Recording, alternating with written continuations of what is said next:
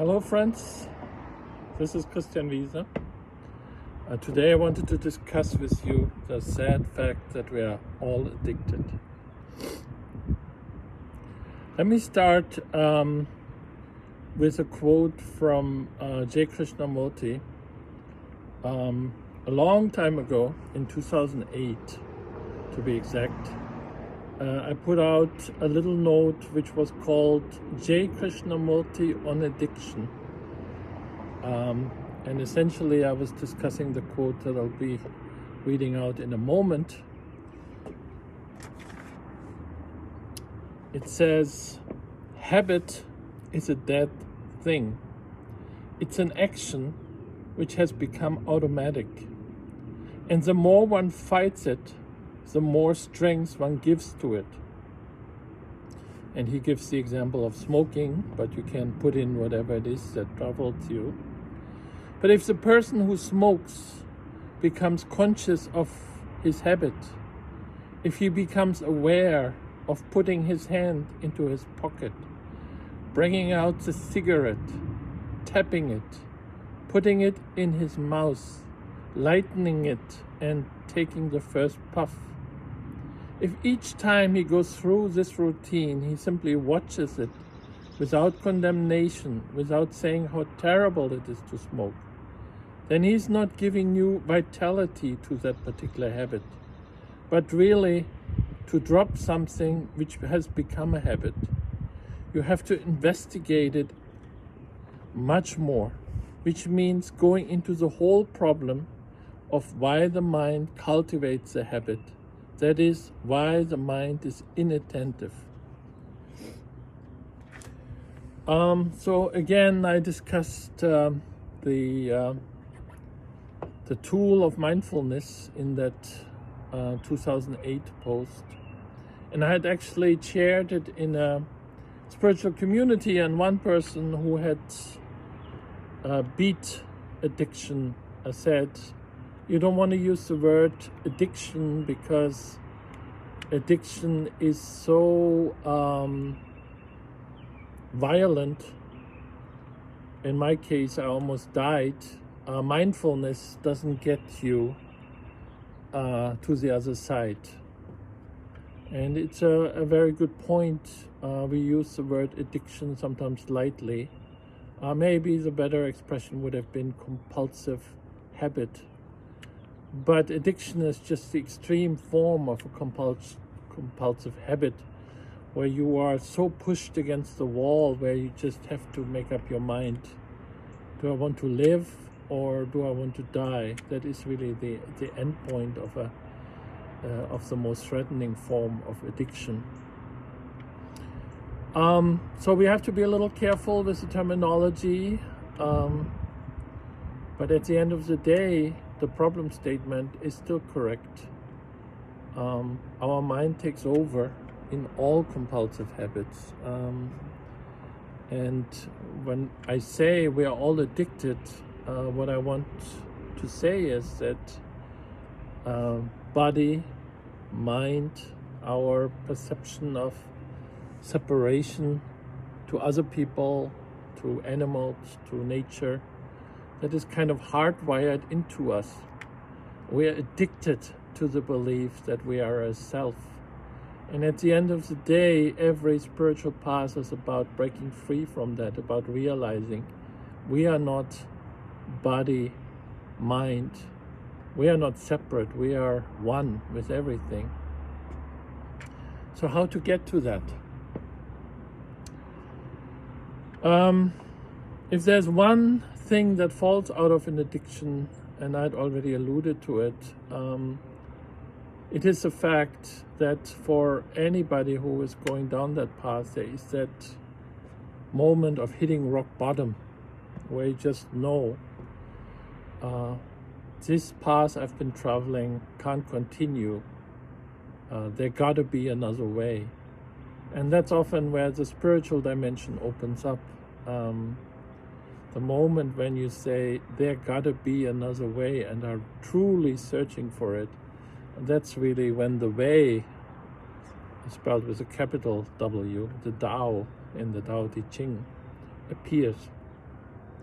I was on a retreat with spiritual friends. Some I knew, some I didn't. And when we had a discussion, it turned out that 50% of the people who attended had been addicted at one point in their life. So that was when I realized that with an addiction, when things get so bad, something within opens up an element of surrendering. And that's then often when the spiritual quest takes over. Also to show you how difficult the whole thing is, we should never really label anybody. We should never really put anybody into boxes. There was a very interesting fact that I read about, which is that during the Vietnam War, many soldiers were just so deadened by the experience that they went through that that many of them took opium, which, as you all know, is very addictive.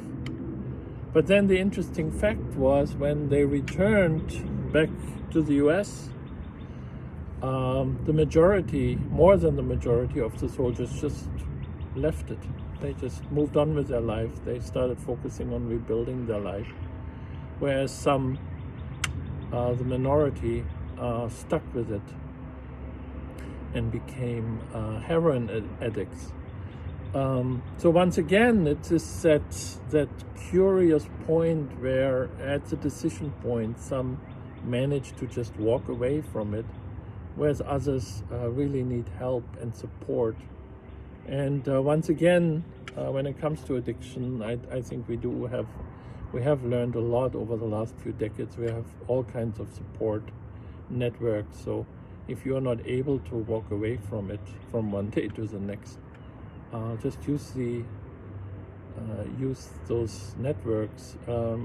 One, as you well know, is a 12-step program, and the 12-step program, if you really go into it, it's a very spiritual exercise. It's the belief in the community, belief in the mentor, a belief in the element of surrendering. So each to their own. Everybody has a path mapped out, hopefully.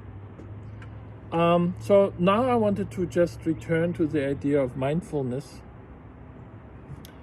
Again, when I say we are all addicted, I say we're all addicted to that inner voice that somehow pops up when we often believe it. Sometimes we realize this is just bullshit. But often we believe the inner voice. We believe the emotion. We believe that experience of being different from the person next door.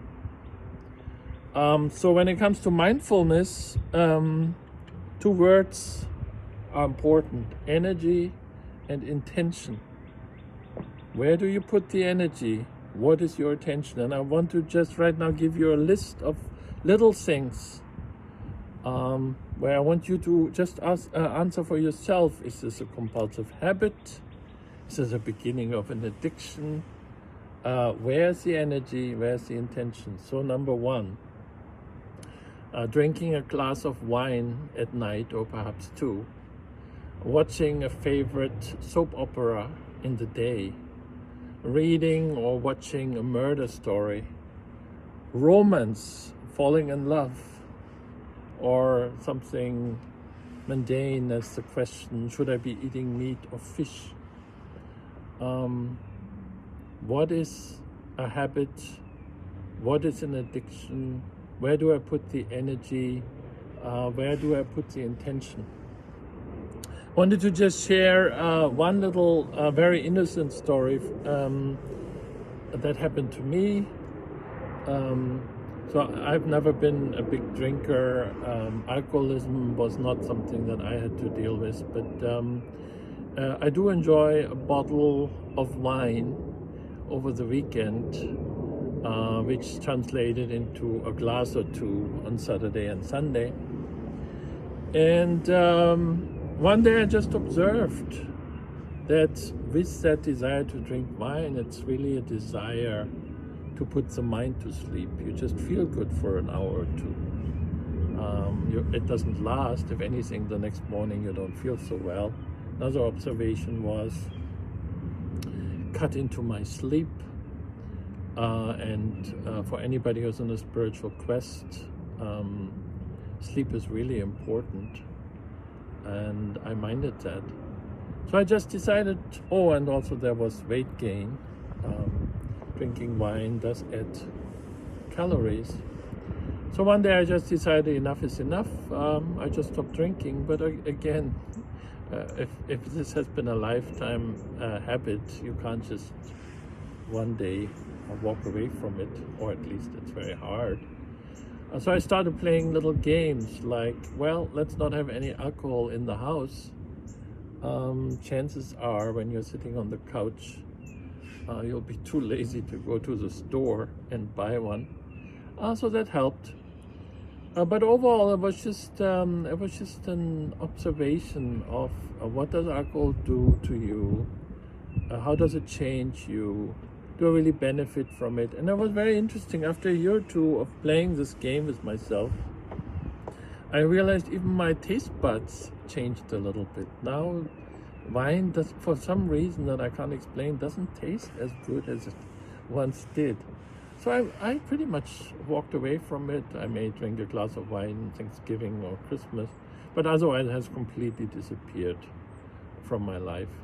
And this is something that you now can do with all those little compulsive habits that may bother you, and just work on them and just observe. So in general, that's my battle cry when it comes to spirituality, just observe. But now, turning to the question of freedom, can we actually completely break free? Can we actually completely break free from the feeling we are this body, we are this mind, we are separate from the rest of the world? Yeah, good question. I don't consider myself enlightened, but I do feel that mindfulness takes you really far. And again, the idea of where do I put the energy? What is my intention? And the techniques that you can use is the thought, feeling, energy as it hits. Let's say, let's give the example of I feel bored in the afternoon and I say, should I now watch that soap opera once again? Just an example, you pick in whatever it is that it is. And you can literally observe that thought, feeling, energy, whether it pulls you in. You can observe whether it sticks to you. You can observe whether you grab for it. Just observe that.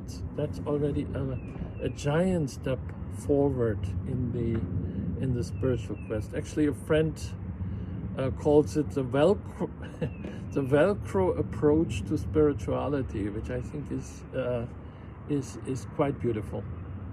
So that is something that you can do 24/7. Just observing the thought, feeling, energy, and seeing what is the intention and what is the energy that the me gives to it. I think we can come very far. Now, can we get as far as completely breaking free, the famous enlightenment discussion? J. Krishnamurti, I guess, would argue we cannot. It has to be one giant breaking free. He had a discussion series with the physicist David Bohm that I really enjoyed. They talked actually over a decade in many episodes. You can find it on YouTube. It's really quite beautiful. And at one point in that series, he just said, there is no way to freedom, because the entity that searches is the one that is not free. And no matter what that entity does, no matter how smart and how clever those methods are, there is no way to break free. So what really has to happen, he says, is that you go on that superhighway of emotions and desires and aversions that have been around for eons. You go to the right, you go to the left, you go up, you go down, you go backwards, you go forward. And at one point you realize all of this doesn't work, and you just stand still. You just stand still and you just see what happens.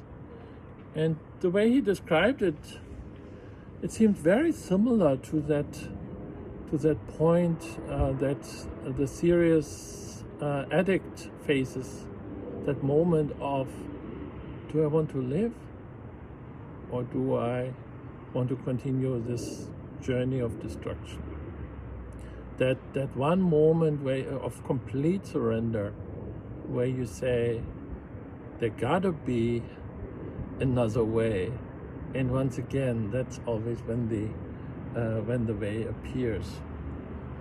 So freedom is really the actor who realizes that he or she is part of a play and is also simultaneously the audience watching.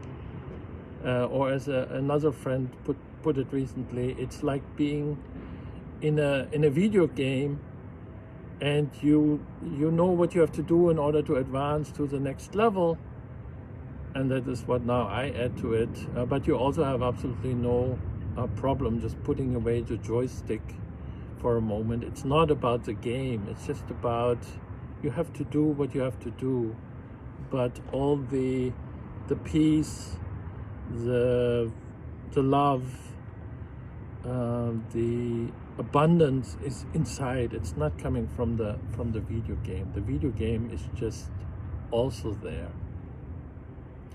So yeah, hard to get to this point, but mindfulness in the meantime is something we can do, and also just the acknowledgement we are all addicted.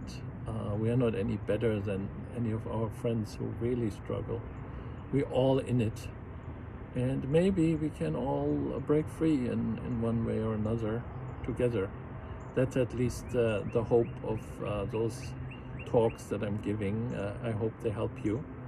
And thanks for dialing in, and see you next time. Bye.